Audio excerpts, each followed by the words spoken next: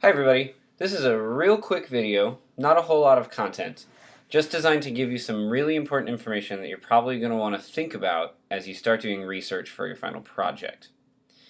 So the final project, which remember, involves three actual big assignments. There's the pre-argument essay, the annotated bibliography, and then the final researched argument. So when it comes to the pre-argument essay, the first of the four, you can really use whatever kind of sources you want to build that paper. Remember, that paper is just a brief overview of here's what side A thinks about my topic, here's what side B thinks. You're not identifying your perspective at all. So you can really use any sources you want for that. But you'll make life a lot easier for yourself if you start thinking about the kind of sources you're going to need in the bibliography and the final paper. For that assignment, you need those two last assignments, you need 6 sources. Whereas for the pre-argument essay, you only need 4. Now, of those 6 sources, there are some requirements. 2 have to be books or ebooks, which you can find through our library's website. You can go to an actual library, either the school library or one of the St. Charles libraries, or any library, even if you're not in St. Charles. It's not like it has to come from a local library. As long as it's a book or an ebook is fine. So if you find them online and they're full books, that's fine. 2 others have to be from what we call academic print journals. And then the last 2 can be anything you want. They could be websites, they could be videos, they could be interviews, they could be more books, they could be more articles. Either's fine. Now, this is what's important, is understanding what an academic article is. You've already used one in this second paper. The Allison Halsall essay from the book Taking South Park Seriously counts as an academic article because it's an individual chapter written by one person where all of the other chapters are written by different people. So you can actually count that kind of thing as an academic article.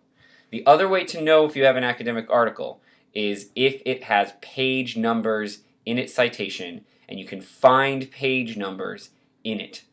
So again, if you look at the Allison Halsall article, you know that it's on pages like 25, 26, 27, whatever. So that's what you're looking for, is page numbers.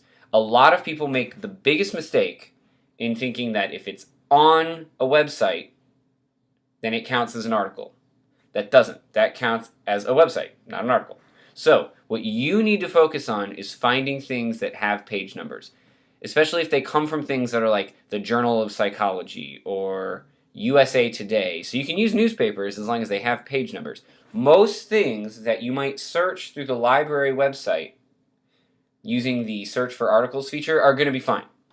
But what I see a lot is people thinking something like CNN.com or MSNBC or NPR or even Time magazine's website count as articles. They don't unless those things appear in print.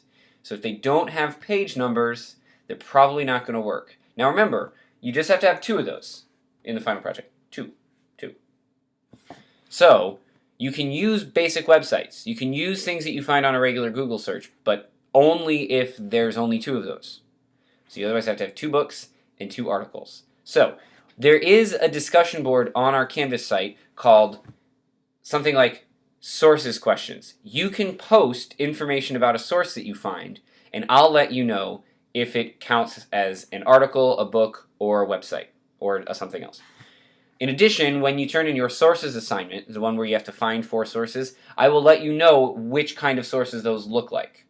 Okay, this is really the purpose of that assignment, was to get you started doing research early, make sure you could find 4 sources, and to see what kind of sources you've got so far. Remember, for that assignment they can be anything, but for the bibliography and the final paper, you're going to need those 4 print sources, 2 books, 2 articles.